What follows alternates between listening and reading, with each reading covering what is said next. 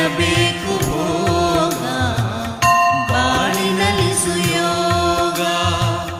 ಪತಂಜಲಿ ರಚಿಸಿದ ಅಷ್ಟಾಂಗ ಯೋಗ, ಆ ಋಷಿಗೆ ಮಾಡುವೆ ನಮನ ಸಾಷ್ಟಾಂಗ.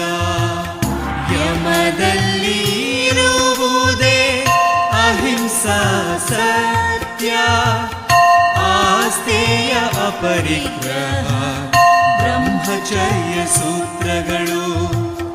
ನಿಯಮದಲ್ಲಿ ಇರುವುದೇ ಶೌಚ ಸಂತೋಷ, ತಪಸ್ಸು ಸ್ವಾಧ್ಯಾಯ ಈಶ್ವರ ಪ್ರಣಿಧಾನ.